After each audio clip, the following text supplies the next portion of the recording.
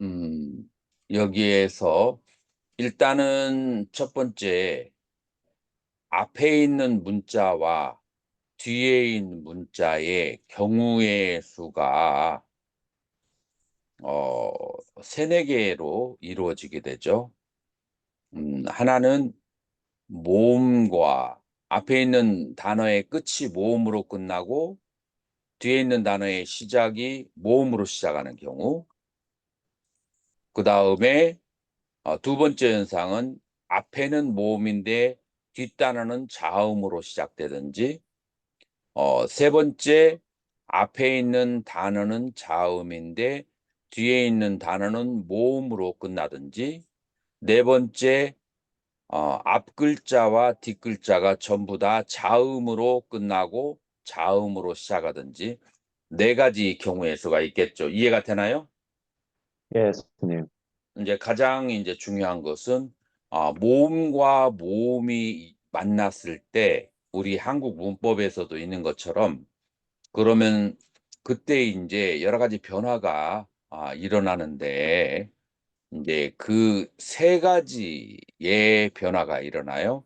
장음화, 군화, 반모음화라고 하는 세 가지의 현상이 일어나는 거예요. 어 빨리의 모음이 전부 다 몇 개죠? 5개, 3개, 5개, 또 다른 3개. 사람. 모음이 어느 하나의 모음이 그렇게 작은 건 경우는 없어요. 우리나라 모음도 좀 많잖아요. 10개. 10 개? 10 개면은 그 10 개를 한번 읽어 보세요. 아, 아, 이, 우, 에, 오. 아, 아, 이, 우, 우, 에, 오. 이렇게 해서 빨리어의 모음은 8 개로 이루어져 있어요. 이제 산스크리트의 모음은 반모음이 있어요. 예를 들어서 여러분들 르그베다 들어봤어요? 리그베다. 르그베다 들어봤죠? 예. 그러면 그 르그베다 할 때 르자가 반모음이라고 그래요. 그래서 한번 내가 써줘 볼게요. 요 단어. 자, 요거 한번 읽어 보세요.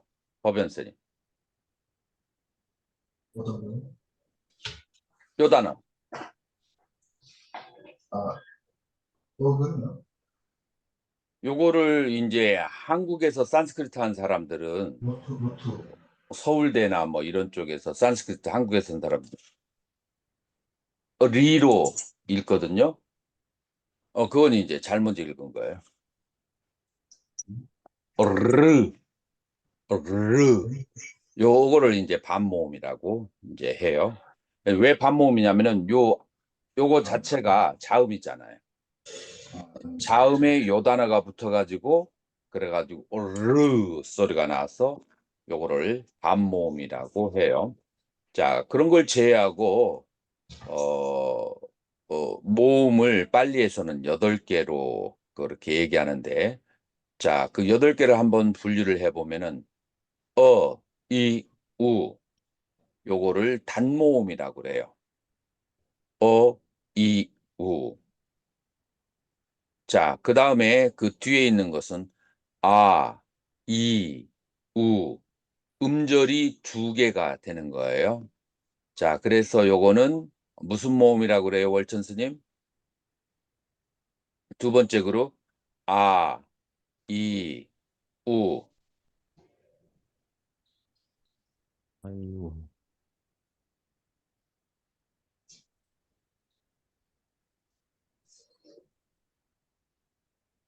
아, 이, 우. 요거를 복모음이라고 그렇게 얘기해요. 왜 복모음이냐면은 아가 2개 붙었고 그다음에 이가 2개 붙었고 우가 2개 붙었으니까, 그래서 모음이에요. 그 다음에 이제 그리고 또 장모음이라고 보통 사람들은 쉽게 일반적으로는 장모음이라고 하죠. 그 다음에 에, 오. 자, 이건 무슨 모음이라고 하죠? 법연스님?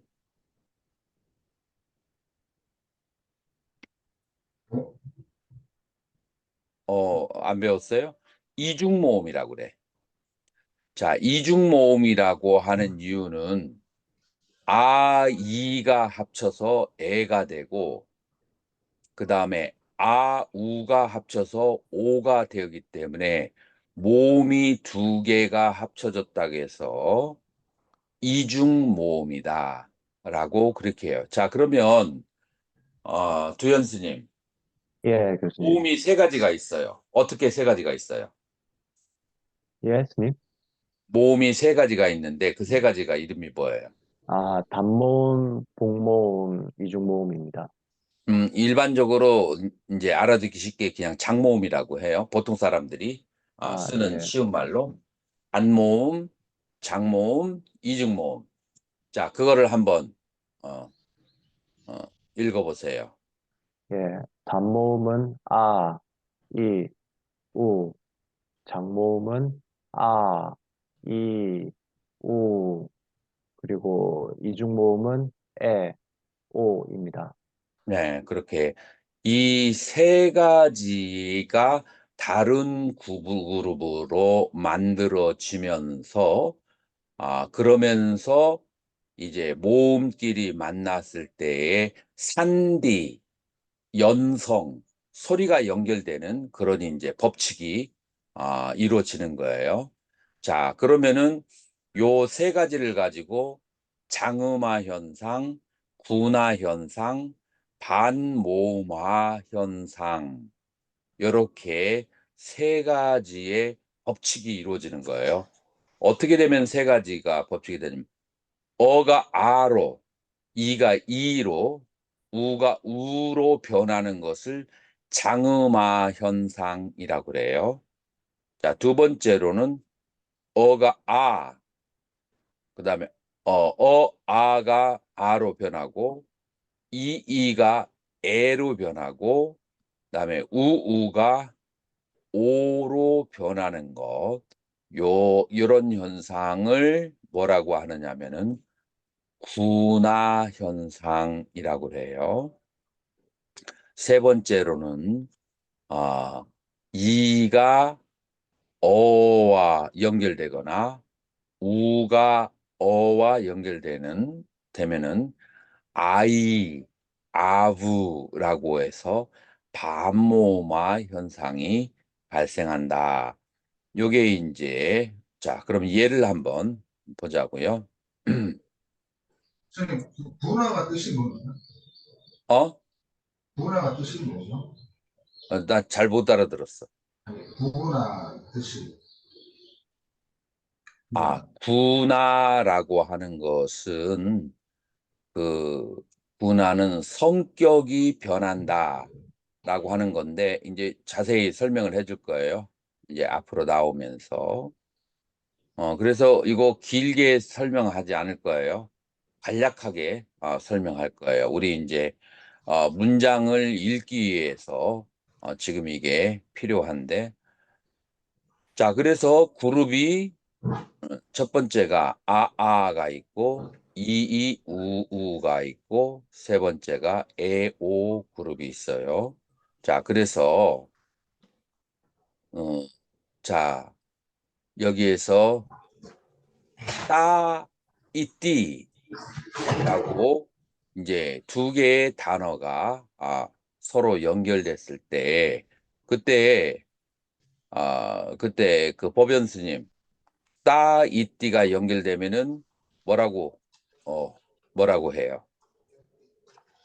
자, 읽어보세요. 떼띠죠. 떼띠인데 떼띠라고 읽어버리면은 이게 무슨 뜻인지 알 수가 있어요, 없어요? 없어요. 그래서 우리가 경전을 읽을 때 이거를 원형으로 돌려서 읽는 거예요. 자, 그러면은 따 이띠라고 그렇게 변형을 하는 거예요. 그래서 두 개의 모음이 붙었을 때 에로 변하는 것이 그게 무슨 현상이에요? 문화. 분화 현상이에요. 자, 그러면 이 1번을 한번 보면은 이제 아하고 아가 붙어 있을 때 그때는 장모음, 이와 이가 붙었을 때는 장모음, 우와 우가 붙었을 때는 그것도 장모음이에요. 그래서 같은 그룹의 단어가 아 혹은 이 혹은 우가 붙었을 때 그때 장모음으로 변하는 것은 그것은 첫 번째 무슨 현상이라고 그래요? 장모. 장모음 현상이에요. 자, 장모음 현상이에요. 자, 여기에서 두 번째 월천 스님 따와 하고 이띠가 붙었을 때 뭐로 변해요? 읽어보세요. 어, 타베티, 따베띠. 자, 이것을 타베티, 분해하면은 어떻게 읽어야 돼요? 타바이띠, 따바이띠. 아하고 이가 붙어서 에로 변하는 거 무슨 현상? 구나라고 했습니다. 분화 현상. 자, 세 번째 선명스님. 요거 읽을 수 있어요? 너 플러스 우자. 가 이제 이게 서로 이제 붙어버리면 지금 이 두 개를 왜 붙인다고 했죠? 옛날에는 종이가 굉장히 황금만큼 비쌌어요. 그렇기 때문에 글자 반 글자라도 줄여야만 그게 엄청나게 종이를 절약하게 되는 거예요. 그것을 산디, 연성 현상이라고 그래요. 나하고 우자하고 붙으면 뭐라고 발음해요? 선명스님. 노자, 노자. 자, 그래서 아와 우가 결합했을 때 오로 변하는 거 무슨 현상이라고 그래요? 분화 현상. 분화 현상. 자, 이런 식으로 해서 이런 식으로 해서 그룹 1과 자, 여기에 그룹이 1이 있어요. 그룹 1하고 그룹 2가 결합이 되었을 때 그때 에 혹은 오로 변하는 것을 그것을 무슨 현상이라고 한다고요? 분화 현상. 분화 현상이라고 한다.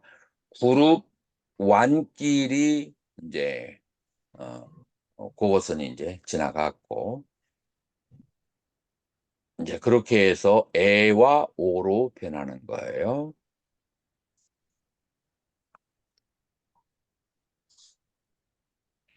자, 법연 스님 요거 한번 읽어보세요. 찾고요. 가차띠 찾고 이띠 찾기 찾기 가차띠띠. 자, 요것은 무슨 현상이에요? 이와 이가 결합이 돼서 이로 변하는 거. 이거 무슨 현상이라고 그래? 장엄한 장음화 현상이래요. 장음화 현상. 자, 그러면 두견 스님 요거 예, 두 스님. 번째 거 읽어보세요. 야따아함, 야따함. 자, 이거 무슨 현상? 저기, 장음화 현상. 자, 월천 스님 마마 네, 교수님. 이담. 아마, 아마, 마마 이담이 결합하면 뭐라고 나와요? 자그마 현상. 자, 읽어보세요. 뭘로 변했는지. 어, 야따함. 아니, 아, 마마 이담. 아, 여기요. 이거는 저기 분화 현상입니다. 마메담. 아메담.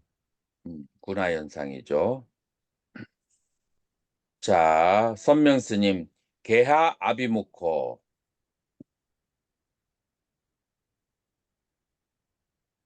네.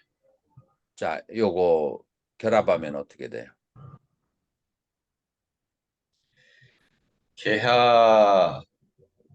개하비무코. 개하비무코.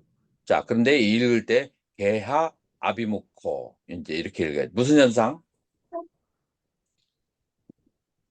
장음화 현상. 장음화 현상이죠. 그래서 여러분들이 조금 생각하면 장음화 현상하고 군화 현상, 그거는 이제 알 수가 있죠.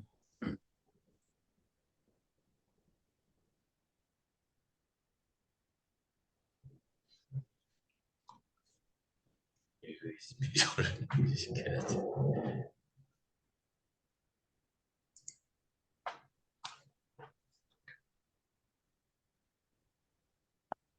자꾸 날 자, 그 다음에 치드. 여러분들 체다 치즈. 체다가 무슨 뜻일까요? 체다.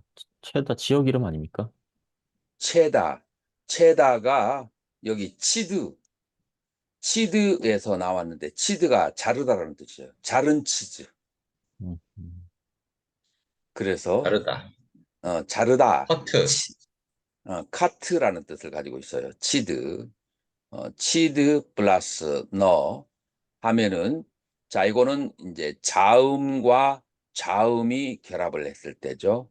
자음과 자음이 결합을 했을 때 앞에 있는 D가 뒤에 있는 N에 동화되어서 친나 혹은 붙다가 두 개가 답변해서 붙다 혹은 뿌드 플러스 갈라가 뒤에 있는 G에 D가 통화되는 거. 자, 요렇게 묵갈라. 묵갈라. 이제 요것이 자음과 자음이 만났을 때 일어나는 현상. 대부분의 뒤에 있는 단어로 동화되는 현상이 오게 된다. 자, 지금 여기에 이제 왜 이 D가 G로 변화되는가는 그것은 여기에 이제 일정한 법칙이 있는데 여러분들한테는 조금 어려울 수 있어요. 까카가가응아라고 하는 그 가 그룹은 이제 따따다다 나 다 그룹하고 만났을 때 어느 게 우가 있죠? 어느 게 가가 우에 있잖아요. 그렇기 때문에 이 가가 우성이 되고 다가 열성이 돼서 그렇게 이제 변하는 이제 가로 변하는 그런 현상이 있어요. 자, 요렇게 해가지고 여러분들이 일단 자음과 자음이 만났을 때 특히 모음과 모음이 만났을 때 일어나는 현상을 이해하시면 돼요. 자, 그러면은 대충 여러분들이 이렇게 이해하시고 우리 본래 문장으로 들어가겠습니다.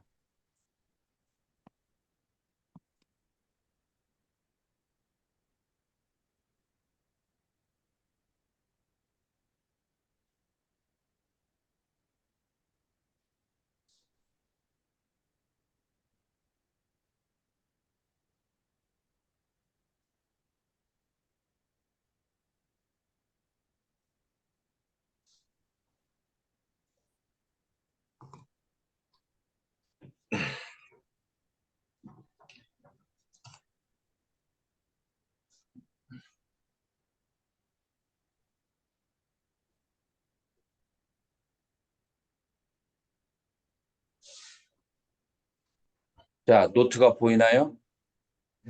네, 교수님. 예수님. 뭐라고 보이나요? 아가마. 지금 잘려서 보이는데요? 어,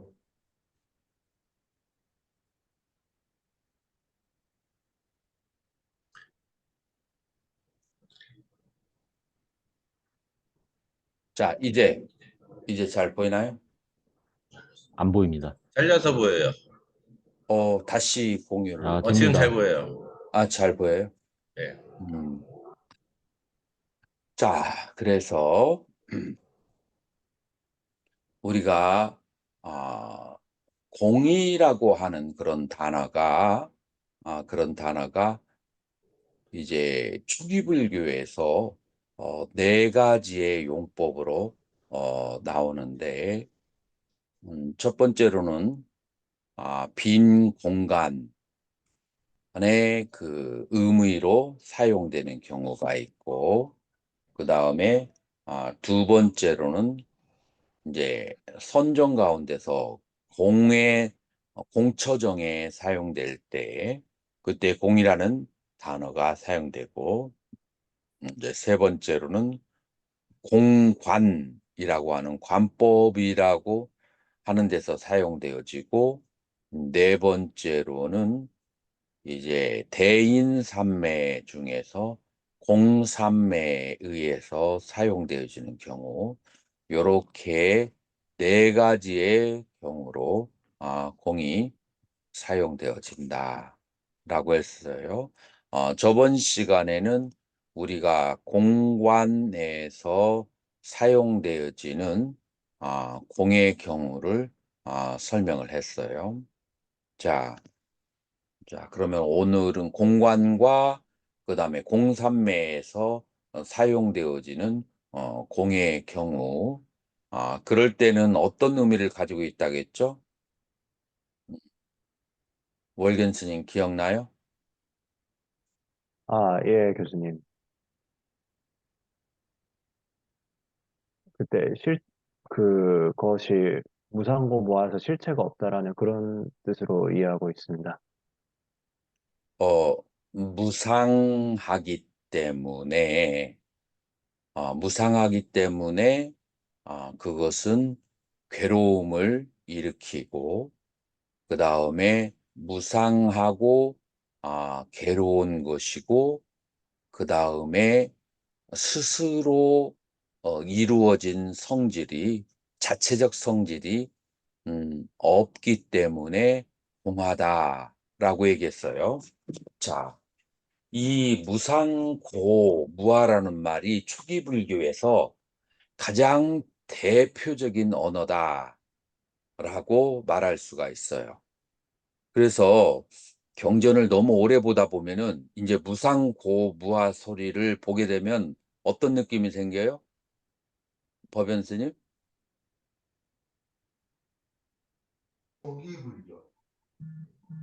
알레르기가 생겨. 막 그냥 귀에 막 그냥 딱지가 생길 지경이야. 한 20년 정도 무상고무아만 계속 들으면 이제 눈이 그냥 알아서 스킵을 해버려. 이게 왜 그런 현상이 생길까요? 무상고무아를 체득하지 않고 머리로만 이해하기 때문에 같은 얘기를 계속 머리로만 깨닫지도 않았는데 계속 보면은 질려버리는 현상이 생기게 돼요. 그래서 여러분들이 무상고무아를 접근하는 방법이 실천적으로 들어가야 되지 이론적으로 들어가면 그러면 질리는 현상이 생기게 돼요.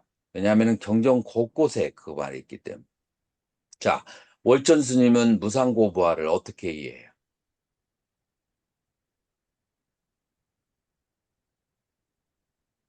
말 그대로 뭐 무상하고 괴로운 주어가 거고 뭐예요? 주어가. 접촉하는 모든 대상이 뭐 오온이라고도 얘기할 수 있겠고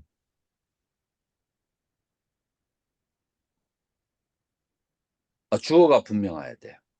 무엇이 무상한가? 오온이라고 말씀드려야 될 것 같습니다. 음, 그러면은 이제 스님이 중간에서 나오는 거야. 자, 선명 네네네. 스님. 어디서 중간에서 나온다고? 시작되는 그 기점이 아주 분명해야 돼. 선명 스님, 어디서부터 출발해야 돼?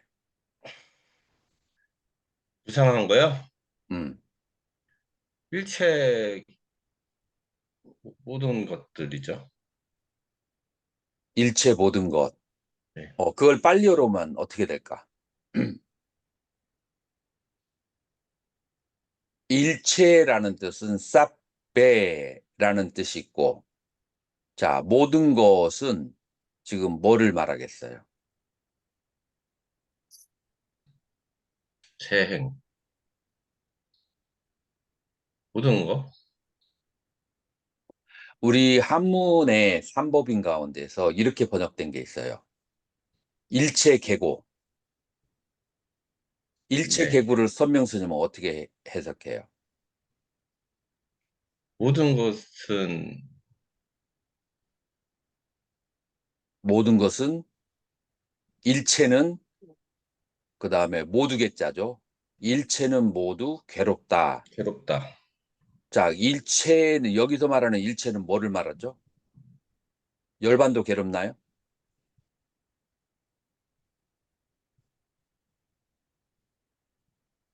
열반도 괴롭죠. 열반도 괴롭다. 열반 이런 이제 네. 이런 현상이 발생하게 되는 거예요. 이거를 내가 얼마 전에 우리나라에서 아주 굉장히 영향력 있는 큰 스님한테 이런 말을 들었어요.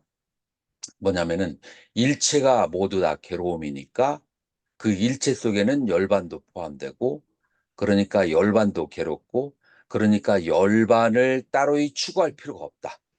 결론이 여기까지 나와. 일체 유의법. 일체유의법. 그래서 빨리어로는 뭐예요? 일체유의법이 빨리어로 어떻게 되죠?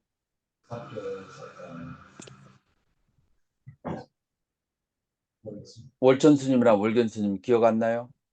기억 안 일체 나. 기억 안 나요? 쌉배. 쌉배는 일체라는 뜻이에요. 유의법은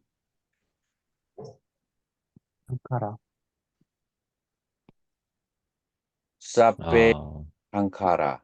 자, 상카라가 뜻이 어떻게 되죠? 직역한, 형성되다.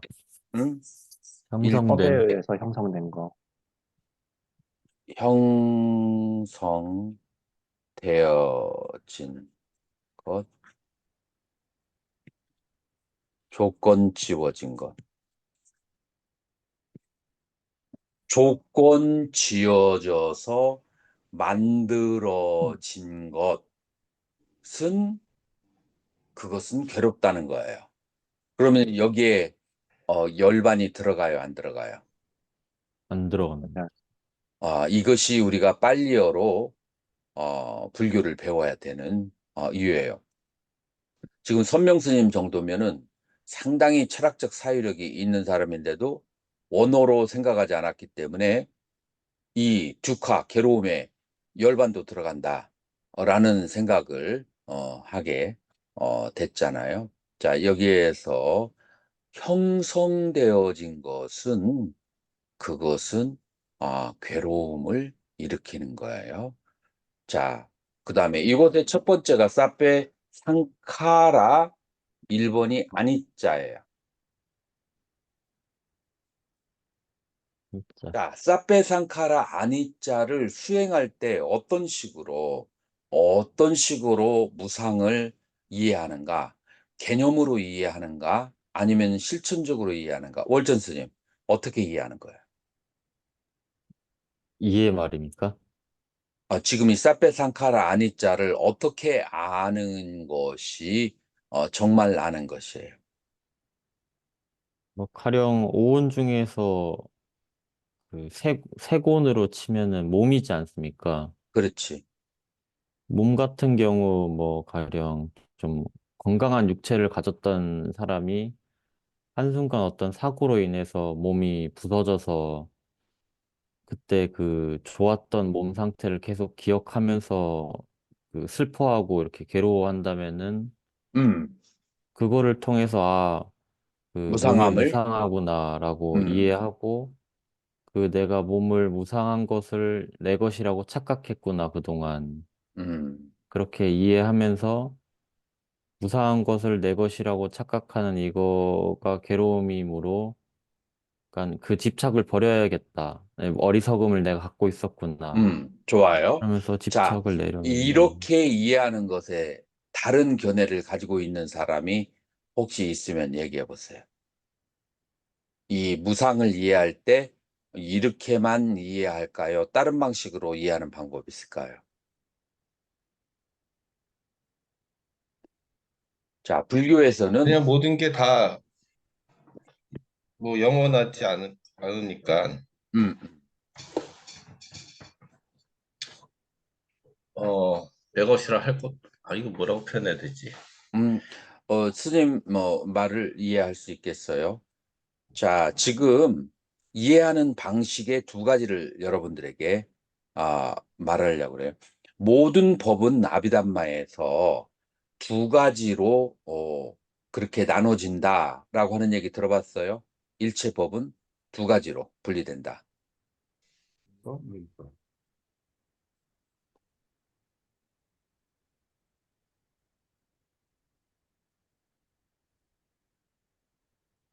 자, 이 말 이제 들어봤어요? 숙제. 들어봤어요. 월천 스님은 들어봤어요? 안 들어봤습니다. 안 들어봤어요? 기억이 안 납니다. 들어본 것 기억이 안 같기도 나요? 하고. 신과 어, 신소. 아니, 진제와 속제. 진짜 네, 들어봤습니다. 법연 스님 들어봤어요? 네. 지금 여기에서 위파사나를 수행할 때 이 두 단어를 이해하는 것이 굉장히 중요해요. 지금 아까 월천 스님이 이해한 아니자는 아니자, 무상을 속죄로 이해하는 거야. 그리고 이 속죄로 이해하는 것은 개념으로 이해하는 거야. 이 속죄는 개념으로. 이제 개념은 실체가 아니에요. 예를 들어서 나의 몸에 3시간 앉아 있으니까 허리에 통증이 생긴 것하고 통증이라는 이름하고 같아요, 달라요, 월천 스님? 통증 그 상태와 통증이라는 이름 같을까요, 다를까요? 이해하는 바는 좀 다를 것 같습니다. 그렇죠. 통증은 원래 생생하게 경험되어지는, 체험되어지는 느낌의 상태이고, 그 다음에 그 통증이라는 개념은 그 통증의 상태의 개념을 입힌 거예요. 그래서 이 속죄를 뭐라고 하냐면은 상어르띠라고 그렇게 얘기해요. 이제 물론 이제 요거는 이제 산스크리트 어원에서 얘기한 브르띠, 뒤덮다라는 뜻이에요. 뒤덮다라는 것은 뭘 뒤덮냐면은 어떤 실제 경험되어지는 것을 개념이라는 언어로 똑같이 맞춰서 덮어버리는 게 그게 바로 삼브루띠, 이 속죄라는 뜻이에요. 그래서 이 속죄는 주로 무엇으로 이루어지냐면은 단어와 개념으로 이루어져요. 사랑을 하는 상태와 사랑이라는 단어와 사랑이라는 상태, 감정적인 상태를 사랑이라는 단어로 덮어버리는 거야. 그래서 삼브루띠, 속죄라고 그래요. 자, 그러면 이 정도까지 가면은 속죄와 경험되어지는 상태와 관계를 뭐라고 정의를 내릴 수 있을까요? 네, 속죄 뭐라고요? 속죄와 자기가 체험하는 상태와의 관계를 뭐라고, 이 체험하는 상태, 그 체험하는 생생한 상태를 그걸 뭐라고 하냐면은 진재라고 그래. 진재는 체험되어진 그런 상태고, 체험되어진 상태를 언어가 없으면은 표현할 수가 없잖아요. 그래서 언어를 통해서 그거를 표현하는 것을 속죄라고 그래. 그래서 진재와 속죄는 이와 같은 관계를 가지고 있다. 근데 수박이라는 것을 먹을 때 하고 수박이라는 단어를 외울 때하고 결정적인 차이가 뭐예요? 수박을 체험. 경험하느냐 아니면은 수박을 개념적으로 표현하느냐의 차이인 것 같아요. 진대 속죄. 자, 예를 들어서 수박을 먹을 때 수박이 달고 시원하다라는 것을 체험하는 거하고 수박은 달고 시원하다라는 그 단어하고 그 차이점이죠. 이 단어에는 뭐가 없어요? 단 것도 없고 시원한 것도 없어. 언어로 표현한 것이에요. 근데 수박이 달고 시원한 것을 체험하게 되면 아, 수박은 이것이다. 말이 필요 없어. 깨달음을 얻을 수 있어. 근데 언어로는 같은 것을 표현하지만 깨달음은 오지 않아. 언어를 가지고. 자, 이 차이점이 월견 스님 이해가 될까? 예, 교수님. 이해가 가죠. 자, 예, 그래서 우리가 불교를 처음 공부할 때는 개념을 가지고 무상을 알아야 돼. 근데 이 개념을 가지고 아는 것은 매가리가 없어. 맛을 못 느껴. 그러면 체험을 해야 돼요. 자, 그러면은 우리가 아니자를 니자가 아니다, 무상하다를 체험한다는 것은 어떤 식으로 체험할까요? 진재로. 그 오온이 일어나고 사라지는 그 순간순간을 직접 관찰해야 됩니다. 자, 그 중에 첫 번째가 색이에요.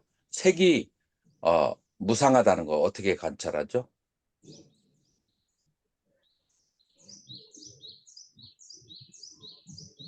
호흡이 매 순간 일어났다가 사라졌다가 하는 걸 자, 관찰할 때. 이거보다 조금 더 나은 대답할 수 있는 사람 대답을 해보세요. 자, 근데 몸이 무상하다는 것을 근데 스님 어떻게 관찰? 그 가령 그 뭐지? 부처님께서 예전에 그 누구냐?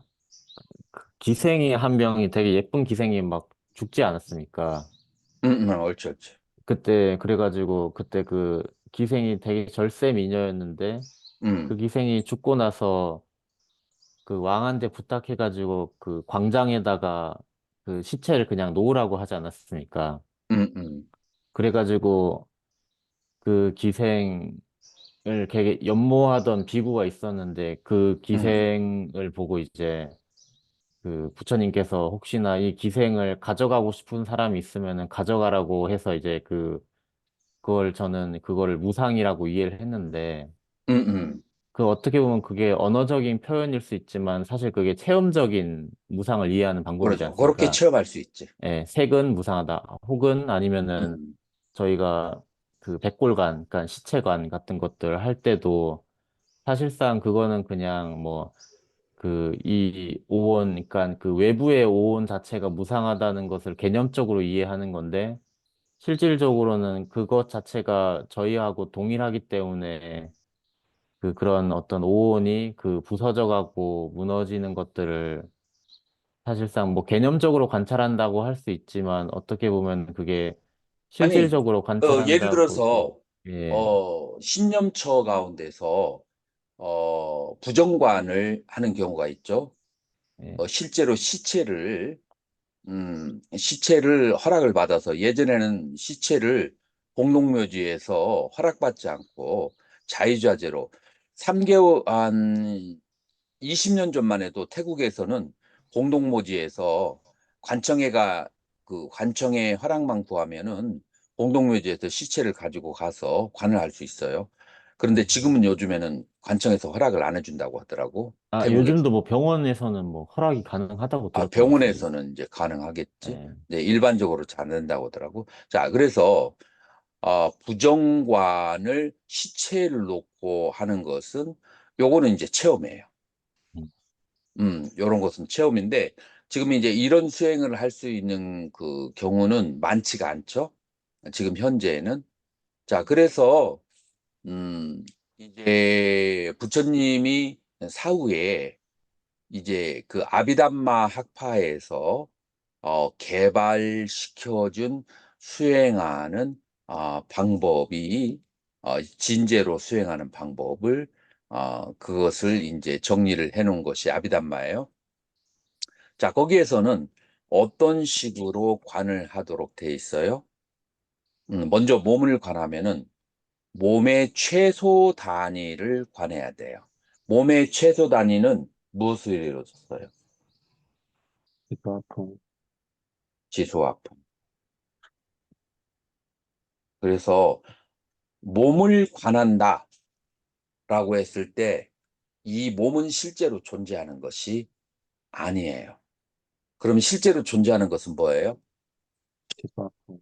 지수, 화, 풍, 4대를 관하는 거예요. 그래서 몸을 관찰하는 대신에 몸이 가지고 있는 구성 요소인 지수, 화, 풍, 4대가 얼마나 신속하게 생멸하는지를 관하는 것이 바로 진제를 관하는 방법으로 그렇게 아비담마에서 이제 그렇게 정착이 되어졌어요. 그래서 지수화풍. 그래서 미얀마의 수행은 거의 다 아비담마에 의존해서 이렇게 수행 방법이 정립이 된 거죠. 자, 그러면은 지수화풍 4대를 그 무상함을 어떻게 그 관찰을 하는 거죠? 구체적으로 누가 아는 사람 있으면 한번 얘기해 보세요.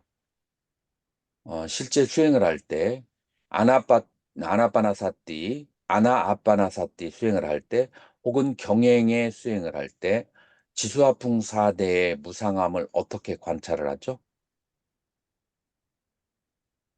들어가. 자, 예를 들어 보자고요. 자, 아나아빠나사티를 할 때 집중의 그 장소가 어디라겠죠? 인중. 인중이었어요. 자, 인중에 바람이 스치고 들어가고 그다음에 나올 때 바람이 여기에 부딪히는 것을 계속 여기에 자극을 주죠. 계속 여기에 자극을 주고 여기 집중을 하니까 여기에 니미따가 이제 형성이 되는 거예요. 자, 그러나 니미따가 형성되기 이전에 숨이 들어갈 때에 숨의 몸통을 한번 관찰을 해봐요. 자, 숨 들어갈 때. 자, 요걸 요렇게 하고 한번 해보세요. 숨 들어갈 때 지수화풍 4대 중에 하나를 한번 느껴보세요. 들어갈 때, 내쉴 때. 자, 내쉴 때 더 쉬운데, 내쉴 때 뭐가 느껴지나요? 따뜻함이 느껴집니다. 따뜻함, 지수화풍 4대 중에서 뭐죠? 화대가 느껴집니다. 화대가 느껴져요. 자, 들어갈 때는 뭐가 느껴지나 보세요. 찬바람. 찬바람, 그것도 화대예요. 그래서 따뜻하고 차가운 것이 한 호흡 사이에서 계속 변하는 거예요. 이것을 보고 체험을 하는 거예요. 자, 따뜻한 거 말고 또 다른 게 있어요. 한번 얘기해 보세요. 홍대, 숨을 내쉴 때. 근데 월천 스님. 뭐라, 홍대가 저기, 홍대. 그렇죠.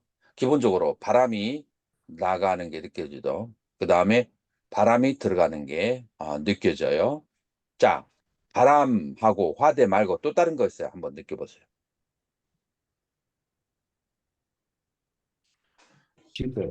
촉촉함, 습도가 느껴져요. 수대. 수대, 촉촉함이 느껴져요. 자, 그런데 들어갈 때도 촉촉한지 한번 봐봐요.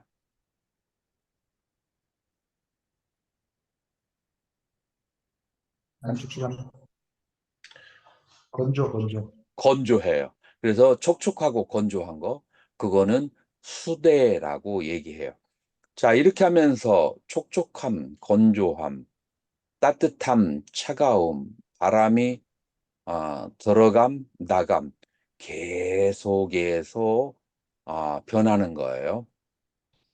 호흡이 따뜻하고 차갑다.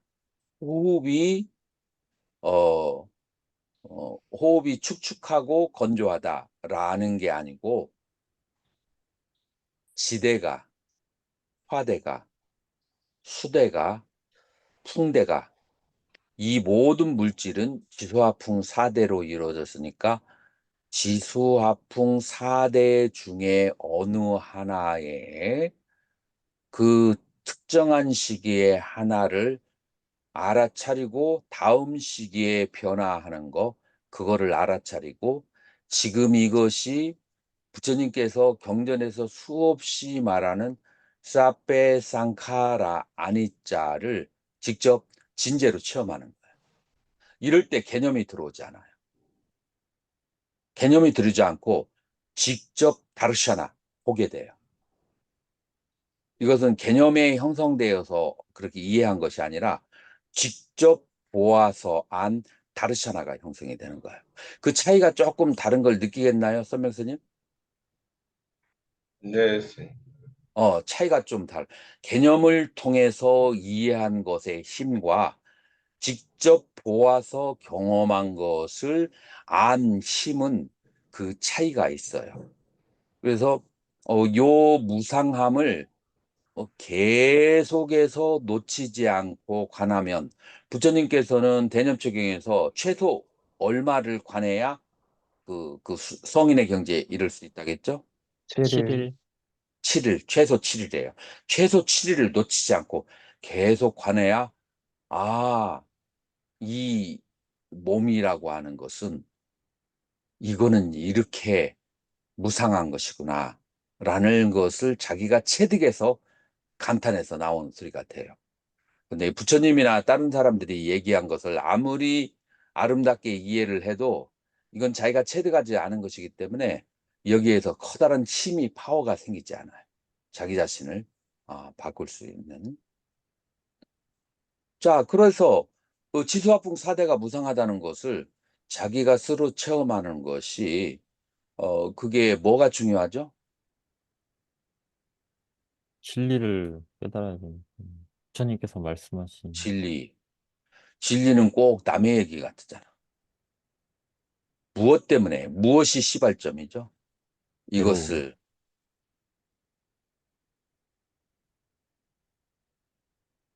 시작하기 때문에 내가 하나의 비유를 한번 들어볼게요. 여기 원숭이가 있어.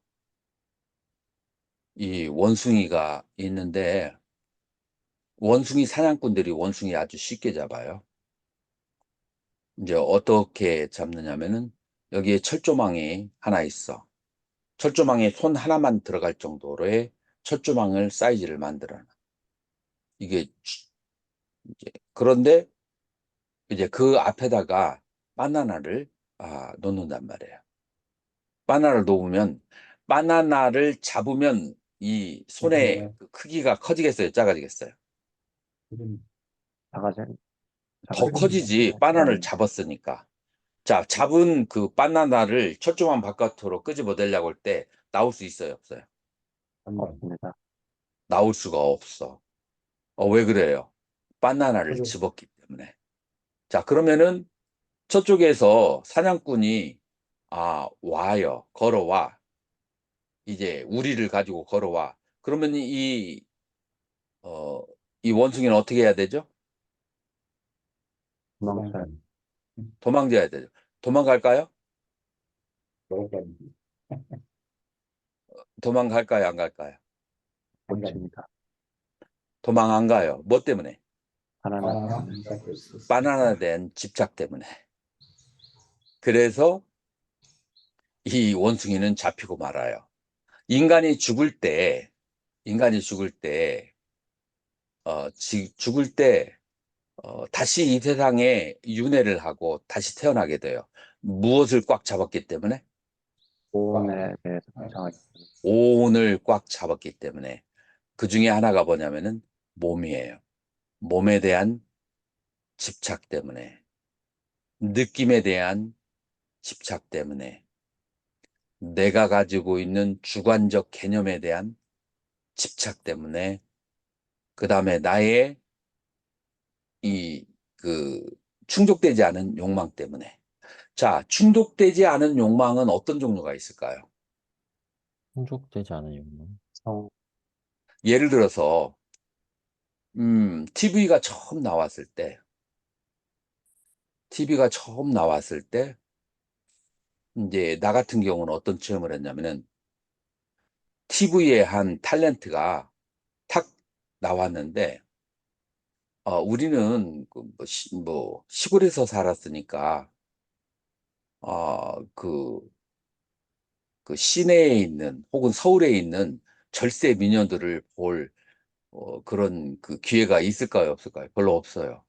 예, 그런데 TV 화면에 그 미녀를 한번 보고 나니까 갑자기 막 온몸의 세포가 일어나면서 이 세상 한번 살아볼 만하다. 언젠가 저 사람을 만나보고 싶다면, 만나볼 수 있다면, 뭐 이런 이제 생각이 생길 수 있잖아요.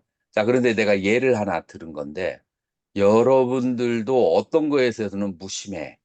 근데 어떤 것은 한번 보고 정말로 갖고 싶은 게 여러분들의 마음에 있을 수 있을까요, 없을까요? 있습니다. 있습니다. 그런 것이 있어요. 근데 그것은 어떤 그 시기가 오지 않으면 충족이 안 돼. 그러니까 잠재되어 있는 거예요. 그 잠재되어 있는 그런 생각과 그 욕망들이 아직 무상하다고 하는 것, 괴로움이라는 것을 충분히 알지 못하면 그게 그대로 남아서 그 욕망을 충족시키기 위해서 어디로 흘러가요? 다음 생으로 흘러가. 그러니까 수다원이 칠생을 더 살아야 되는 이유가 그 어, 마음속에 있는 그 충족되지 않은 욕망들, 무엇이냐면은 한번 체험해보면 무상하다는 것을 아는데 체험하지 않았기 때문에 아직 무상을 절절히 느끼지 못했던 것들, 그거를 체험하기 위해서 칠생을 더 이 세상에 와야 되는 것이에요. 그래서 그런 이제 그 욕망들, 내 마음의 그 영원성, 이런 오온 중에 어느 하나에라도 집착이 남아있으면 마치 누구처럼 원숭이처럼 다섯 송이의 바나나를 그거를 꽉 잡은 채 결국 사냥꾼에게 끌려가듯이 생사의 윤회에서 빠져나오지를 못한다라고 하는 거예요. 그래서 우리가 오온을 관할 때 그런 마음으로 관을 해야 돼요. 먼저 내 몸이라는 것은 개념일 뿐이고 이것 내가 내 몸이라고 한 것이지 실제로는 그 안에 있는 여러 기관들의 통합일 뿐이에요. 근데 그 기관들의 통합 중에서 여러 가지 수천 마리의 벌레들도 있죠. 수천 종류의 벌레들. 이제 그 수천 종류의 벌레들과 다 합쳐져서 그 안에 있는 수없이 많은 오물들, 15kg에서 20kg까지에 있는 그 오물들까지 합쳐서 내 몸이라고 하는데 사실은 내 몸이는 개념일 뿐이고 실제 내 몸은 아니에요. 정확하게 표현하자면 지수화풍의 무더기이다.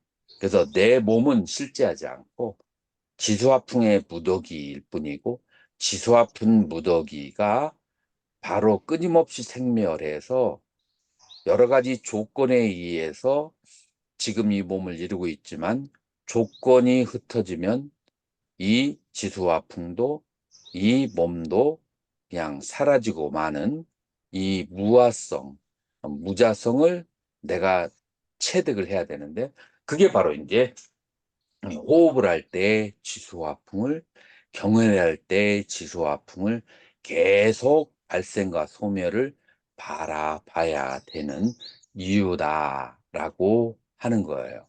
자, 몸은 그렇다고 해봐요.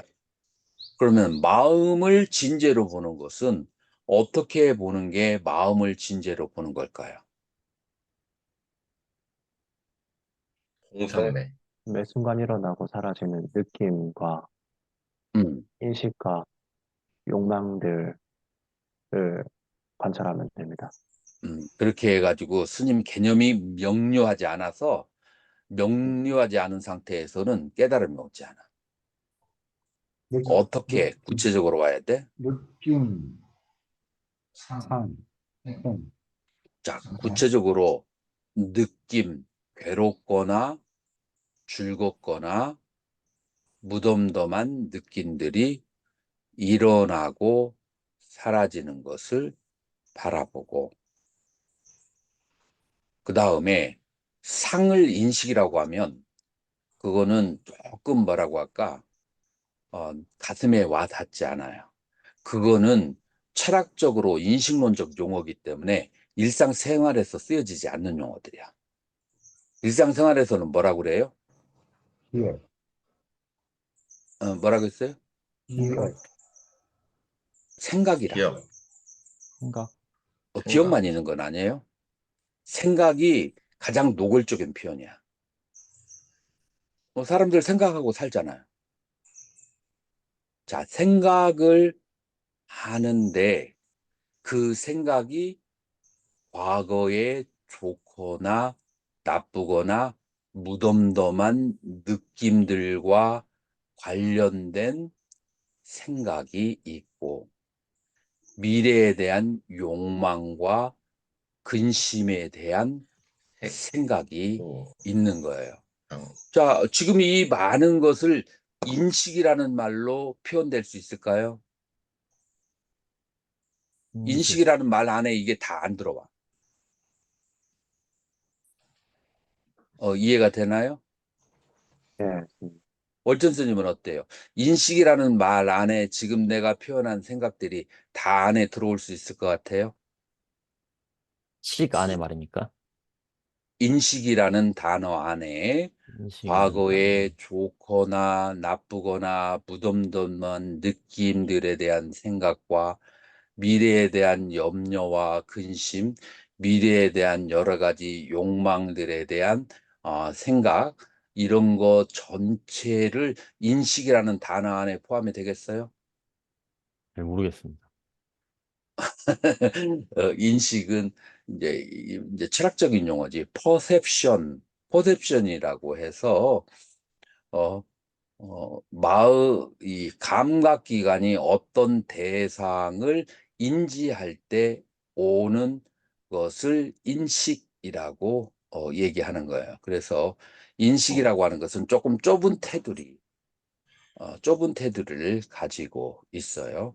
그래서 가장 그 원만한 것은 생각이에요. 근데 생각의 그 종류가 과거와 미래에 대한 생각이 있고, 근데 이 생각 중에서 수행하는데 해로운 생각이 있고, 그 다음에 이로운 생각이 있어요. 어떤 것이 수행하는데 해로운 생각이고, 어떤 게 이로운 생각이죠? 열반으로 이르게 하는 생각이 이로운 생각이고, 그 다음에 열반으로 이르게 하지 못하는 것들은 해로운 생각입니다. 또 혹은 사막도에 이끄는 그런 생각들, 그런 것은 해로운 생각이죠. 이러한 모든 것들을 수반하고 있는 것이 바로 산야 생각인데, 이걸 인식이라고 얘기하면 그 안에 다 못 들어와. 음. 그렇죠? 그래서 여기에서 그런 많은 생각들, 그런 생각들을, 어떠한 생각? 과거와 미래로 가는 생각들, 혹은 선하고 불선한 생각들이 일어나고 사라질 때, 하나하나 정지시키고, 마치 무엇처럼? 워치맨이 고급 아파트를 들어갈 때 모든 사람들이 신분증을 제시하고 들어가야 되는 것처럼, 이 생각들이 일어나고 사라질 때 하나하나 체킹을 해야 돼. 쳐다보고 그 다음에 내보내야 돼. 그러니까 내 생각이 나의 주인이 되게 해서는 안 되고, 내 생각을 내가 컨트롤해야 된다. 생각을 컨트롤. 자, 워치맨이 손님을 컨트롤하는 것처럼, 경비원이 그 손님을 컨트롤하는 것처럼, 이 알아차림이 모든 일어나는 생각을 한번 체킹을 해야 된다, 이 말이죠. 다 쳐다봐야 돼. 멈추고 쳐다봐야 돼. 이 생각은 주인이 아니고 손님이라. 주인으로 달려고 하면은, 나를 동서남북으로 이끌어 가려고 하면은 이 생각대로 막 따라가서는 안 되고 체킹을 해야 돼. 얘를 손님으로 내보내. 주인이 아니야.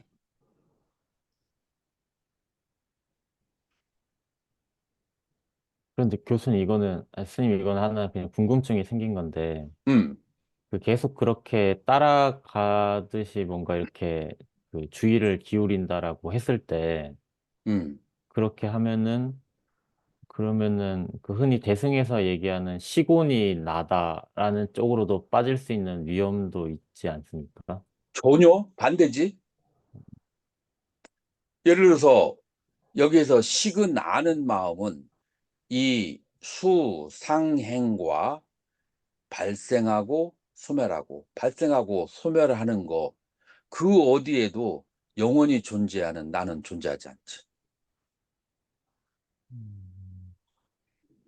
이것들이 일어나면 그 식은 일어나고 이것들이 사라지면 식은 사라지고 계속해서 생멸하기 때문에 그 어디에도 나라고 할 만한 마음은 없다라는 것을 이런 방식으로 깨달아가는 것이 초기불교의 수행법이라. 이게 정통 초기불교의 수행 방법이다. 이게 이제 무슨 관이라고 하냐면은 18법궤 관이라고 그래요. 들어봤어요? 네, 못 들어봤습니다. 18법궤는 뭐를 18법궤라고 그래요? 육군과 육경이 그렇죠. 만나서 육식이 발생하고 8개. 육군과 육경이 만나지 않으면 육식이 흩어지고 그래서 18법계관을 하는 이유는 뭐냐면은 식이라고 하는 것은 육군과 육경, 근경의 상호작용에 의해서 식이 발생하고 소멸하는 것이지 이 근경의 상호작용을 떠나서 식은 존재하지 않는다라는 것을 깨닫게 하는 것이 바로 18계에 대한 관법이에요. 자, 12초 관법은 그러면은 무엇이 목적이에요? 12초 관법 하는 이유는 육군과 육경의 촉을 떠나서 나와 세상은 존재하지 않는다. 세상은 육군과 육경의 인식에서만 세상은 존재한다. 그래서 세상에 대한 대답, 로까 있디. 세상은 무엇이냐? 12처일 뿐이다. 라고 대답을 하는 것이고, 아뜨마는 무엇인가? 18개의 생성과 소멸일 뿐이다. 라고 대답하는 거예요. 그러면은, 이제 반자스칸다. 오오는 무엇일까요?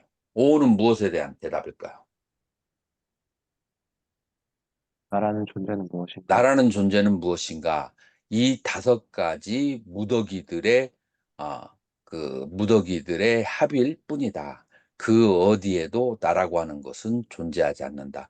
다시 말해서 이 5가지 무더기들이 서로 연기적으로 발생하고 소멸한다라고 하는 거예요.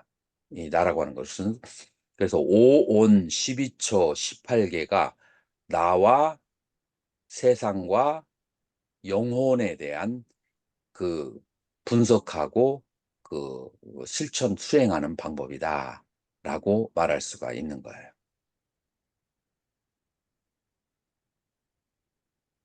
이해가 됐나요? 예, 스님. 자, 그래서 초기 불교의 수행법을 외부인들이 뭐라고 이야기하냐면 비바자바딘이라고 그래. 비바자바딘, 분해, 분석, 해체주의라고 그래. 모든 것을 다 해체해서 그다음에 해체한 마지막의 상태를 뭐라고 하냐면은 진재라고 그래. 나를 해체해서 오온으로, 세상을 해체해서 12처로, 영혼을 해체해서 18개로 그렇게 다 해체하고 해체된 것에 각각의 생멸을 보는 것. 그래서 무상을 체험하는 것. 그래서 분석한 그 진재의 상태의 무상을 보는 것이 바로 어, 초기 불교의 수행법이다.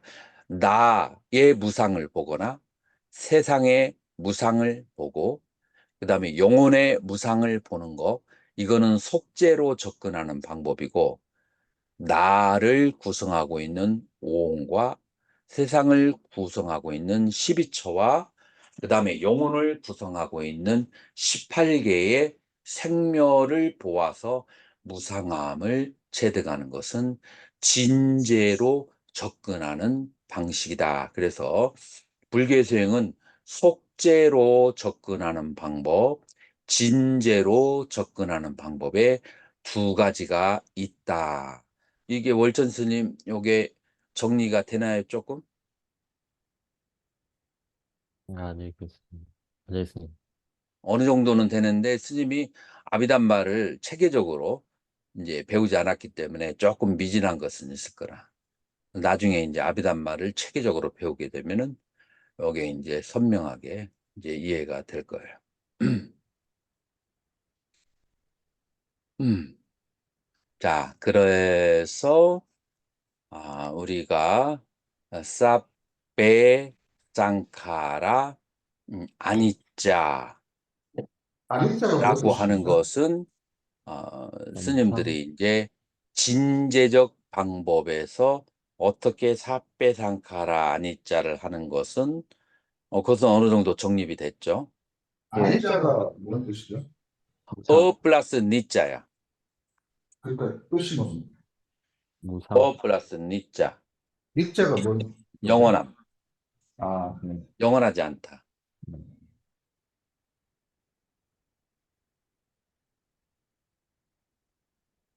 자, 그러면 진제적 방법으로 사페상카라, 두카, 모든 조건 주어진 것, 형성되어진 것들은 괴롭다라는 것을 아까 월천 스님 얘기를 들어보니까 숙제 방법으로는 이해를 충분히 하고 있는 것 같아요.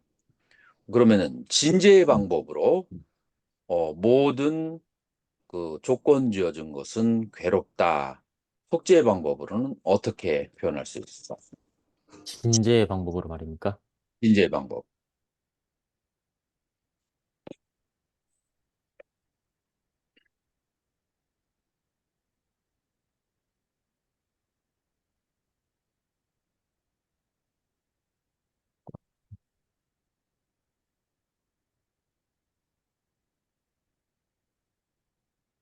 모든 조건 지어질 것들. 그 중에서 가장 중요한 것은 나예요. 나는 이제 오온으로 분류할 수 있고 신수신법으로 분류할 수가 있죠. 인식론적으로는 신수신법이고 존재론적으로는 오온으로 그렇게 분류할 수가 있어요.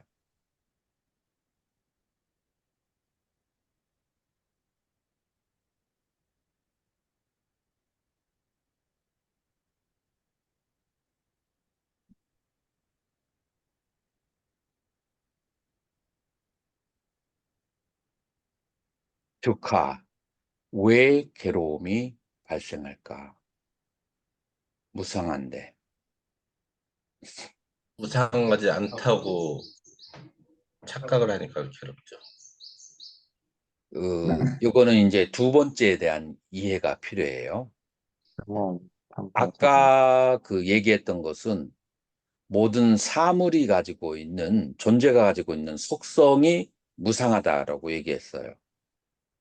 그런데 인간이 마음이 그 대상을 인식할 때, 인간의 마음이 그 대상을 인식할 때, 인식하고 난 다음에, 그 다음에 기억을 뭘로 하죠? 개념으로 해요. 개념은 생멸이 있을까요? 없을까요? 없습니다. 생멸이 없어. 개념은 그러니까 생각이 없다. 개념은 생멸이 없어. 예를 들어서 내가 구체적으로 A라는 아가씨를 좋아했다 라고 한다면은 그러면 좋아했다가 그 다음에 싫어지는 때가 있어. 그러기에는 생멸이 있어요. 근데 사랑이라고 하는 단어에는 생멸이 없어. 사랑은 영원해. 개념으로. 그리고 A와 B의 사랑은 C와 D의 사랑과 E와 F의 사랑하고 다 조금씩 다를까요? 다 같을까요? 다릅니다. A가 B를 미워할 때, C가 D를 미워할 때, 그 미워하는 것은 조금씩 색깔이 다 다를까요? 같을까요? 다릅니다. 다 달라요. 근데 단어에는 뭐라고 돼 있어요? 미워함. 그냥 그 단어의 모든 그 구체적인 상황은 그게 포함되지 않고 객관적인 추상적인 것만 존재하잖아요. 그래서 이런 것을 뭐라고 하냐면은 abstract noun, 추상명사. 이 추상명사는 생멸하지 않아요. 왜냐하면은 그 구체적인 현상 속에서 공통적이고 일반적인 것만 개념으로 만들어 놓은 것이기 때문에 그 개념은 생멸하는 것이 아니에요. 자, 그래서 인간의 마음은 개념으로 저장을 하기 때문에 한번 인식한 대상이 사라질 때 뭘 느껴요? 고통을 느껴요. 왜냐하면 인간의 마음은 개념으로 인식하기 때문에 개념으로 인식한다는 것은 한번 경험한 것을 영원하기를 바라는 거예요. 인간의 마음은. 자, 그 말은 뭐냐면 인간의 마음이 개념으로 인지하지 않고 진재로 인지한다면, 여기서 진재로 인지한다는 것은 오온으로, 그 다음에 12초로, 18개로 그것이 생멸하는 것을 그렇게 보아서 인지한다면 그 대상이 영원하기를 바라지 않아요. 그런데 개념으로 인지한 것은 영원하기를 바래. 그렇기 때문에 개념으로 인지한 사람들에게는 대상이 변하거나 사라질 때 뭐가 발생해요? 괴로움이 발생해. 왜냐하면 두 가지가 충돌이 돼. 개념에 물들은 마음과 그다음에 실제 현상계의 존재들과가 서로가 부딪히게 돼. 그렇기 때문에 늘 그 개념에 물들은 마음과 실제 하는 현상들은 늘 충돌을 일으키는 거. 어떻게 충돌을 일으켜요? 계속 있기를 바라는 마음과 그다음에 무상하다는 현상이 충돌을 일으켰을 때 그걸 뭐라고 그래요? 그거를 괴로움이다 라고 하는 거예요. 음. 자, 휴식 취하고 25분에 다시 만나겠습니다. 아, 네, 스님. 보변스님, 네, 네. 거기 화면에 좀 세게, 스님 그 보이는 좀 화면에 세게, 이렇게 마우스 갖다 대보세요. 좀 세게 나오는 거. 예, 그거 클릭해 보면은 네. 내 가상, 배경 나오거든요. 가상 배경 선택 들어가세요. 가상 배경. 거기서 들어, 선택하시면 되세요. 들어왔는데, 여기서 뭐가 있지? 스님 아무거나 해요. 아니, 뭐 없는데? 없으면 안 되는데. 배경. 여기 설명 쓰지 마라, 이게. 봐봐. 응? 봐봐. 아니,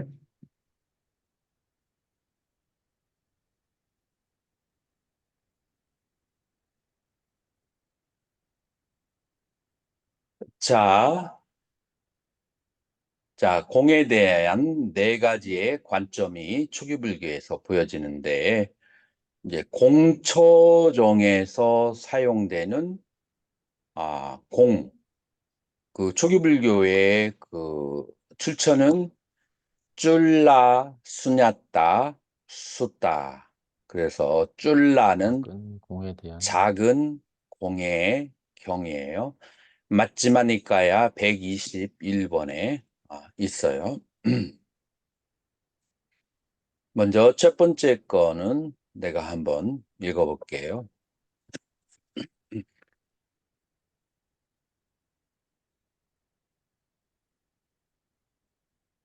에방 메숫담 에깡 사마양 바가바 사바띠암 비아라띠 풋바람에 미가라맛 우빠사데 아타코아야스마난도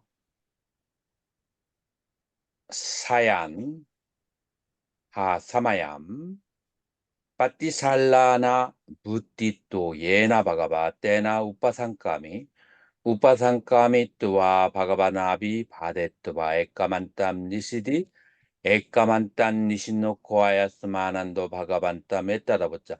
요건 철학적인 주제가 없으니까 그냥 번역만 한때 이와 같이 나는 들었다. 한때 세종께서 사바띠에 머무르셨는데 어디냐면은 뿌빠라마 미가라마 뚜빠사데 요거 녹자모 강당이라고 그래요. 녹자모 강당에 누가 지어졌죠? 이 강당은 위사카구이. 위사카가 지어졌죠.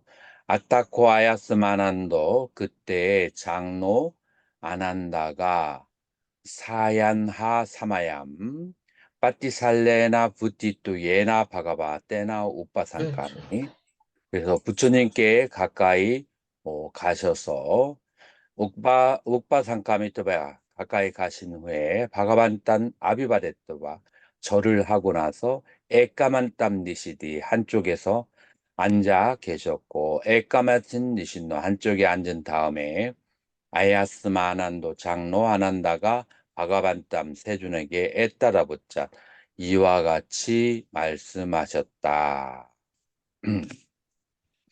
어떻게 애감 한때에 이담 이와 같이 한때 세종께서 애감사마얌 한때에 이와 같이 바가바 세종께서 사케수 비아라띠 사키야국에 머무르셨을 때 무엇이냐면은 나가라감 나아마 사카야남 니가모 사키야족의 나가마라고 하는 그런 니가모 그런 촌에 머물고 계셨어요. 따타 거기에서 매 반때 바가바또 사무카 수땀 사무카 빠띠가히땀 순야타 비아레나 아함 아난다 에따라이 바울라 비아람이 있디. 자, 여기서 이제 중요한 단어는 순야타에서 비아람이 여기가 중심되는 단어예요. 공성의 비하레나. 자, 에나는 그 무슨 그 문법이 어떻게 되죠? 에나. 에나 도국적, 도국적인. 비국격이죠. 그래서 그렇게 with 함께 머문다 그런 뜻이에요. 함께 비하라 머문다. 어디에? 순야타 공과 함께 머문다 안 한다요. 나는 공과 함께 머문다. 와훌람 비아람이 미가 어떻게 돼요? 인칭 이 1인칭. 1인칭 나는 많이 머문다 안 한다요.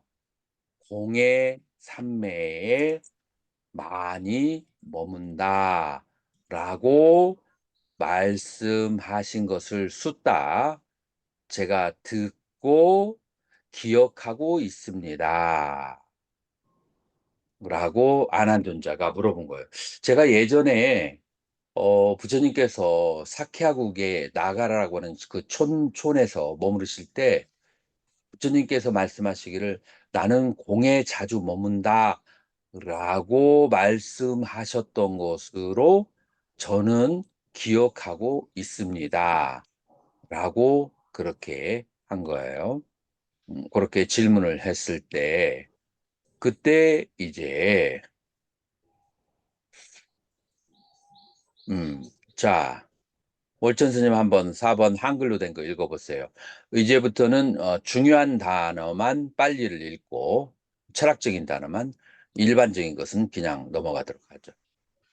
안 한다여 그렇다. 그대는 그것을 올바로 듣고 올바로 파악하고 올바로 정신을 기울여 잘 기억한 것이다. 안 한다여. 이전에도 지금도 나는 자주 공에 든다. 예를 들면 이 미가라 마뚜 강당과 같다. 이 미가라 마뚜 강당에는 코끼리들, 소들, 말들, 암말들이 공하고 금이나 은도 공하고 여자나 남자들의 모임도 공하다. 그러나 단지 공하지 않은 것이 있다. 즉 수행승들의 참모임을 조건으로 하는 유일한 것이다. 자, 요거를 어떻게 이해해요, 월천 스님? 공하다. 이전에도 지금도 나는 자주 공에 든다. 이 공에 드는 방법을 지금 소공공에서 설명하는 거예요.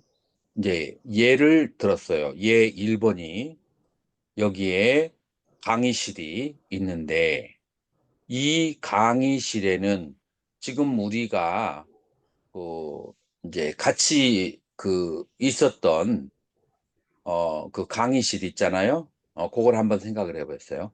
그 강의실에는 뭐가 공하냐면 코끼리, 소, 말, 암말, 금, 은, 일반 제가자의 여자와 남자들이 그 강의실에는 있었어요, 없었어요?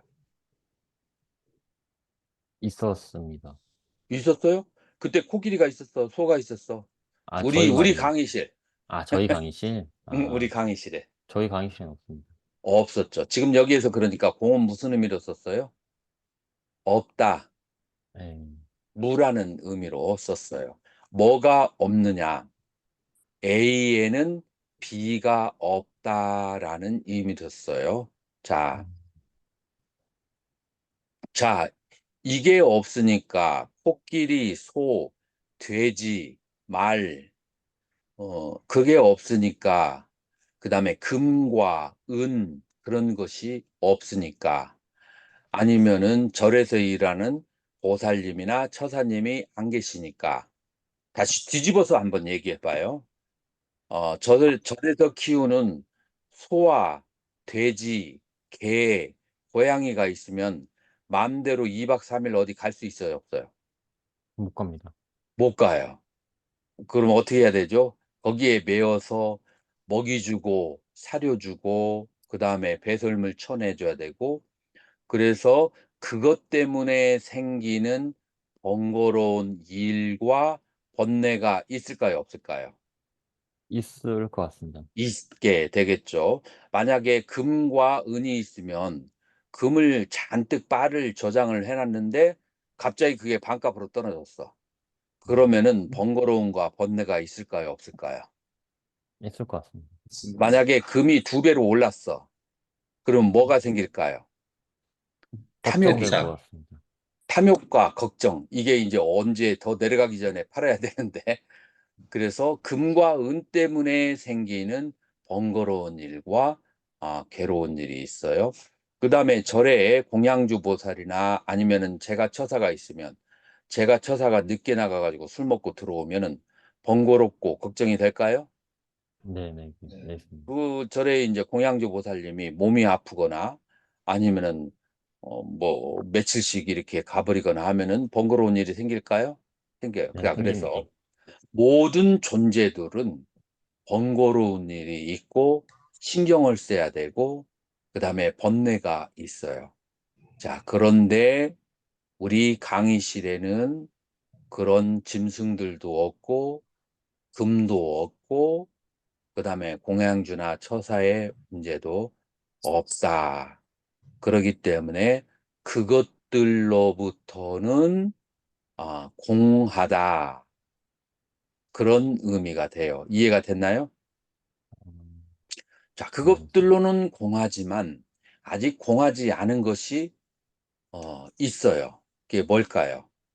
그거는 바로 도반들 강의실에서 같이 강의를 하는 도반들 때문에 생기는 문제는 있을 수 있을까요? 없을까요? 될 것 같습니다. 한 사람이 30분 늦게 시작하자고 하고, 한 사람은 오후에 공부하자고 하고, 한 사람은 아침에 공부하자고 하면은 그것 때문에 여러 가지 신경 쓰이고 번거롭고 번뇌스러운 일이 있을 수가 있죠. 그죠?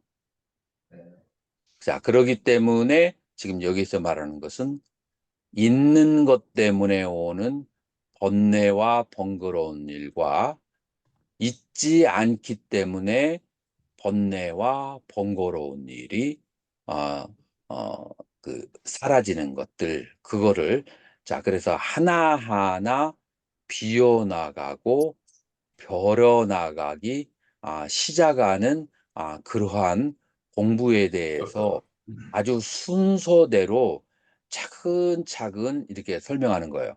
그래서 굉장히 그 높은 본문만 들었던 사람은 이거 유치원 공부 가르치는 것 같으네 라고 생각할지 모르지만, 실제로 관법을 이렇게 따라서 하다 보면은 아주 1층에서 차근차근 계단을 따라서 올라오는 것처럼 공산매에 들어가기가 쉽도록 시설하는 게 소경경이에요.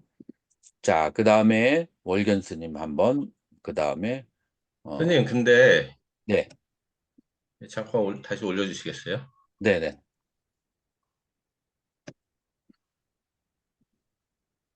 단지 공하지 않은 것이 있다. 즉 수행승들의 참모임을 조건으로 하는 유일한 것이다. 음. 저는 이게 부정적으로 안 들리거든요. 이게 이제 번역의 이제 한계점인데, 내가 그러면은 요거를 한번 번역을, 참모임, 그냥 모임으로 했겠지 왜 참모임으로 했을까요?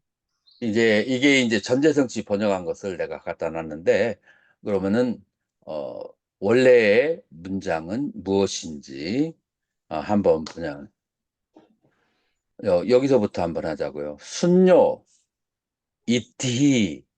자, 누가 아는 사람은 단어를 얘기해. 이티 여자, 뿌리서 남자, 산니 개념. 그래서 여자와 남자라는 그런 개념으로부터 없다라고는. 그래서 아티 저 에바 이담 순야담 아티 데어리스라는 뜻이에요. 여기에 아순야담 공하지 않은 것이 있다. 이담 여기에 야디담 무엇인가 하면은 비쿠상가 비구들의 모임을 빠띠짜 연으로 하는 애까땀 한 가지는 공하지 않다. 이게 직역이에요. 그러니까 무슨 뜻이냐면은 그런 여자, 남자, 짐승, 그 다음에 금, 이런 것들로부터는 공한데, 이 강의실에는 무엇이 공하지 않느냐? 애가 한 가지 빠띠자 연 무엇이냐면은 비쿠상가라고 하는 한 가지 연으로부터는 자유롭지 못하다. 그런 뜻이에요. 네, 선생님. 번역되어진 거하고 원본을 읽는 거하고 차이점이 별거 아닌 것 같은데도 그 와닿기는 굉장히 많이 다르게 와닿죠. 네. 이게 자유롭지 원전을 읽어야 되는 이유가 여기에 있는 거예요. 자유 못하잖아. 거기 신났다. 그 스님은 소리가 좀 울리는데 다시 한번 얘기해봐. 마이크를 한번 스님은 설치를 해봐. 자유롭지 못하다. 그게 어디 아순약단? 요거 번역을 할 때 네, 자유롭지 못하다는. 공하지 않다. 여기 공하지 않다라고 했으니까. 자유롭지 않다는 거예요. 그렇지. 이 비쿠 상가라고 하나의 그 연으로부터는 자유롭지 못한 거지. 그 연은 공하지 않은 거지. 아, 공하지 않다가 자유롭지 않다는 공하지 않다. 네, 됐습니다, 스님. 네. 자, 그 다음에 그러면 선명 스님이 5번 한번 읽어보세요. 그와 마찬가지로 안한다여 어떤 수행승은 마을에 대한 지각에 정신을 기울이지 않고 사람들에 대한 지각에 정신을 기울이지 않고 숲에 대한 지각 하나만을 조건으로 정신을 기울인다. 그의 마음은 숲에 대해 지각에 뛰어들어 그것을 신뢰하고 정립하여 결정한다. 그는 다음과 같이 마을에 대한 지각을 조건으로 하는 어떠한 고뇌도 여기에는 없다.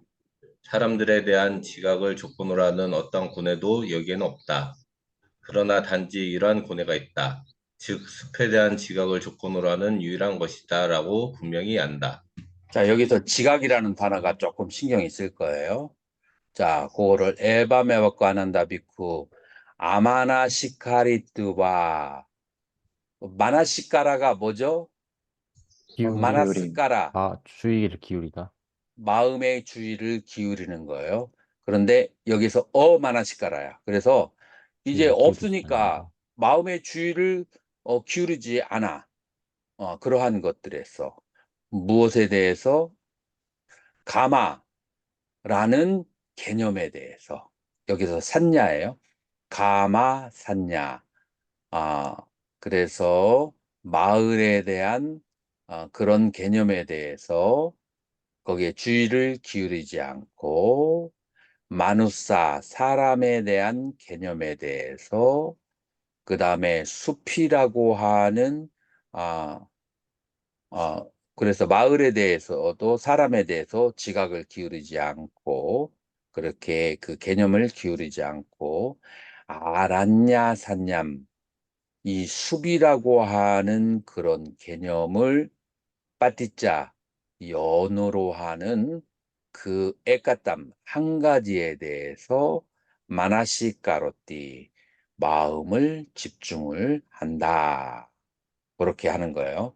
자, 두 번째 단계에서는 이제 무엇에 대해서 집중을 하냐면은 지금 현재 내가 살고 있는 내 마을이라고 하는 그 마을에 대해서 그런 인식이나 혹은 개념을 가지지 않고 그 다음에 내 주변에 있는 비구라고 하는 스님들에 대한 그런 개념에 마음을 기울이지 않고 오직 숲이라는 그런 개념, 오직 숲에 대해서 마음을 기울인다. 여러분들이 선방에 가면 선방에는 숲이 울창하잖아요. 그 울창한 숲에 가서 오직 그 숲이 가지고 있는 한가로움과 그 다음에 자유로움, 그것에 대해서 마음을 기울일 수가 있는 거죠. 그렇기 때문에 이제 어떤 결과가 발생을 하느냐 하면은 마을에 대해서 생각을 하기 때문에 오는 번뇌도 없고 그 다음에 같은 옆에 있는 도반들에 대한 생각을 하기 때문에 오는 그런 번뇌도 없어요. 자, 그런 의미에서 공이에요. 자, 그런데 무엇 하나가 남느냐 하면은 무엇이냐면은 숲에 대한 생각. 여기서 산야를 생각이라고 하면은 가장 쉬울 수 있어요. 숲에 대한 그런 생각, 그런 고뇌가 한 가지가 있을 수가 있다. 자, 숲에 대해서 고뇌는 어떤 고뇌가 있을 수 있나요? 고요한 숲이 울창해서 공기도 좋고 다 좋은데 단 한 가지 큰 건심이 있어요. 맹수 맹수도 고기 있을 수 있겠네요. 그러나 벌레, 그보다 더 큰 고민은 뭘까요? 곤충, 옆에 마을에 불이 났다고 하면은 사는 거. 산불, 산불에 대해서 그러니까 숲을 보관하고 숲이 불나지 않게 하고 그다음에 숲에 나오는 여러 가지 맹수와 그다음에 뱀들 이제 그 숲이 가지고 있는 고뇌와 번뇌는 있겠죠. 자, 그렇게 해서 숲 하나만의 그 자유로움을 관하다가 이런 건 누가 관하기가 쉬워요? 선방 수자들이 관하기 쉬워요. 그러다가 숲에 이제 살다 보니까 숲이 가지고 있는 이제 보름마다 한 번씩 나무들을 다 치내고 그다음에 길을 갖다가 정리하고 풀을 깎아야 돼요. 이제 그것 때문에 오는 번뇌가 있어요. 좋은 것도 있지만. 자, 그래서 무엇은 공하다? 다른 비구들에 대한 생각, 그다음에 마을에 대한 생각, 그런 것 때문에 오는 번뇌는 공하지만 숲에 대한 번뇌 하나는 남았다라고 생각하고 다시 명상 대상을 옮기게 되는 거예요. 자, 월견 스님. 예수님. 그는 이 지각의 세계는 말에 대한 지각에 관하여 공하다고 분명히 알고, 이 지각의 세계는 사람들에 대한 지각에 관하여 공하다고 분명히 안다. 그러나 공하지 않은 것이 있다. 즉, 숲에 대한 지각을 조건으로 하는 유일한 것이다라고 분명히 안다. 그는 거기에 없는 것을 공이라고 여긴다. 하지만 거기에 남아있는 것은 있으므로 이것은 있다라고 분명히 안다. 그러므로 안한다여 이것은 그에게 진실하고 존도되지 않고 청정한 공이 현현된 것으로 나타난다.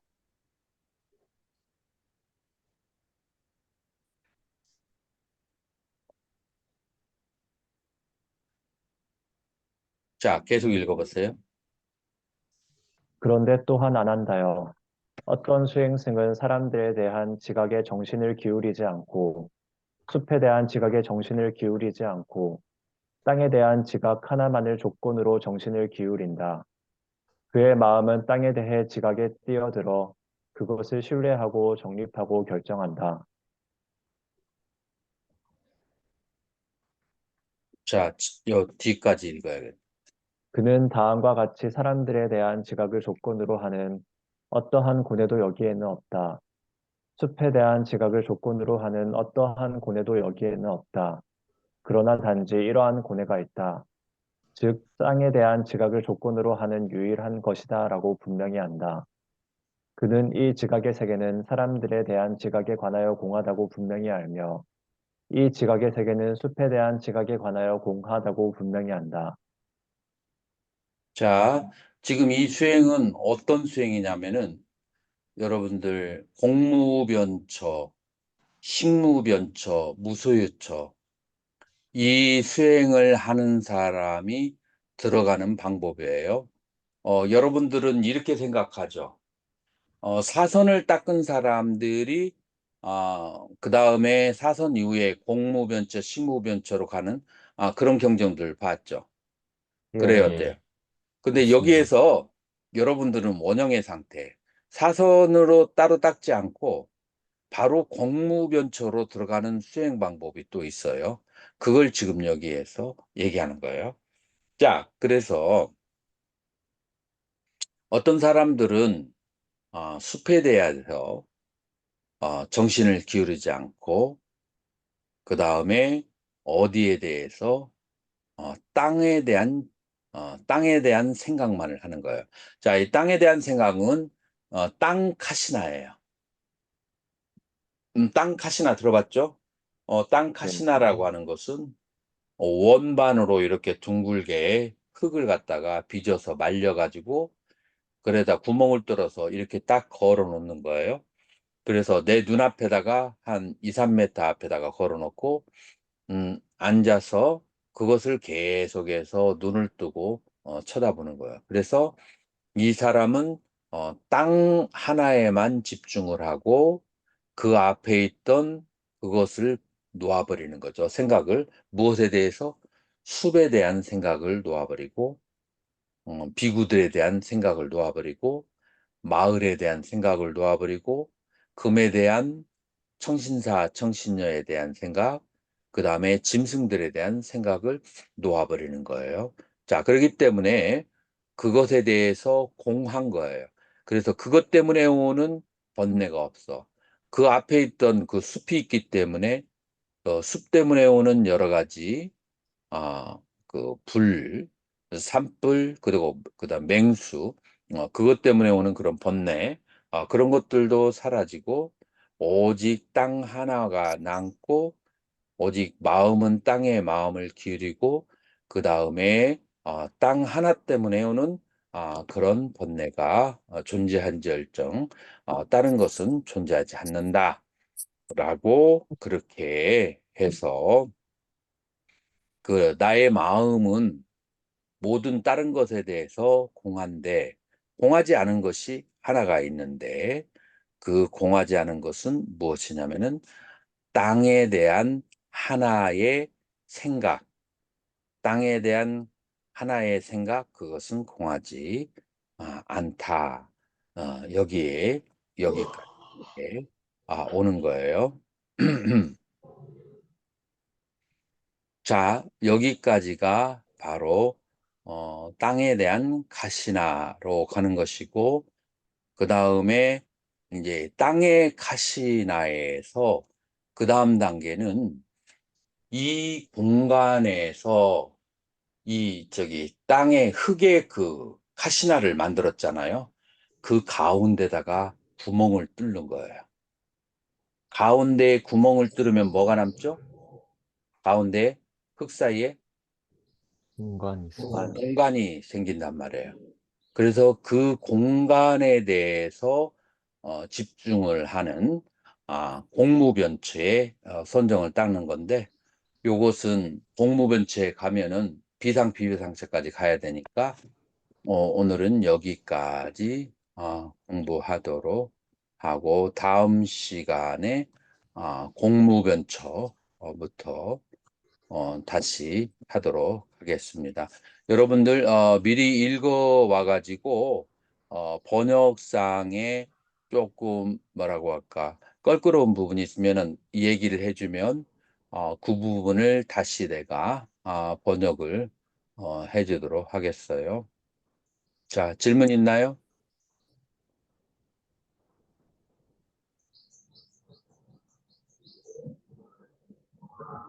질문 없으면 이것으로 마치겠습니다. 그 혹시 질문 있으면 질문 있으면. 월변쌤. 월변쌤 질문하세요. 예, 한 가지 아까 전에 저기 두카 그 괴로움에 대해서 진제 방법으로 이해하는 방법이 그러면은 그 인간의 마음은 원래 개념으로 인식하기 때문에 영원하기를 바란다라는 아까 그 얘기를 하셨었는데 음, 실제 수행할 때는 아까 무상에 대해서 진제로 바라볼 때는 그냥 그것이 생멸하는 것을 관찰하면 된다고 했었는데 음. 그 괴로움에 대해서 진제로 바라볼 때는 실제로 그거를 하는 과정에서는 그 인간의 마음은 원래 개념의 개념으로 이해하기 때문에 그것을 영원하다고 바라본다는 걸 떠올리는 건지 아니면 아니죠. 어떻게 보통 사람들은 아직 그 수행이 깊지 못하기 때문에 자기 예, 마음속에 그런 모든 한번 경험한 것을 계속 영원하기를 바라는 그런 심리적인 상태가 있다. 그것 때문에 괴로움이 온다는 것을 아는 거죠. 그런데 어떤 사람은 영원하길 바라는. 진재의 상태로 무상을 관해서 그 무상이 제대로 진재를 관해지면은 두카가 발생하지 않을 수 있어요. 그래요, 안 그래요? 예, 그러면은 바로 아나따로 가는 거예요. 무아로. 자기에게 괴로움이 없는데 괴로움을 관할 필요는 없죠. 그, 진재로 착실히 관하게 되면은 그러면은 괴로움이 발생하지 않으면은 바로 그 법들이 가지고 있는 무실체성, 무자성성, 무아성으로 이제 바로 들어가는 거죠. 그럼 고를 관한다는 것은 어떻게 관한다는 자기 건가요? 자신에게 있는 통증, 마음에, 그다음에 신체적인 통증이 있을 때 관하는 거죠. 통증이 있을 때 관하는 거. 자기에게 심과 신의 통증이 있을 때 관하는 거죠. 그럼 느낌을 관한다는 건가요? 그렇죠. 근데 필연적으로 사유가 들어갈 수밖에 없지 않습니까? 그러면 이제 속죄의 관. 필연적은 아니에요. 아, 자, 그러면 보통 괴로움 느낌이 일어나는 것은, 정신적으로 괴로움 느낌이 일어나는 것은 아까 그 충돌할 때 일어나는 거니까는 음, 충돌할 때 그 괴로움이 일어나는 그 순간을 관찰하는 일어나는 순간과 사라지는 순간을 보는 것. 그러면 그 사실은 괴로운 느낌을 관찰하는 건데 육체적 느낌이든 그렇죠. 정신적 느낌이든 괴로운 정신적이고, 신체적으로 괴로운 것과, 그다음에 정신적으로 근심, 희우, 이게 그래서 정신적인, 신체적인 괴로움이 있을 때 관하는 거죠. 아, 그리고 대부분의 사람들은 그런 괴로움을 가지고 있죠. 그게 개념으로 인식하기 때문에 그렇죠. 개념으로 인식하기 때문에. 진재로 인식해도 아직 개념이 남아있기 때문에, 개념은 아주 뿌리가 깊기 때문에 아직 그 고통이 남아있을 수 있죠. 아, 예. 그때 이제 관하는 거예요. 그때 괴로움이 느껴지지 않는다면 바로 무아로 가는 아, 거예요.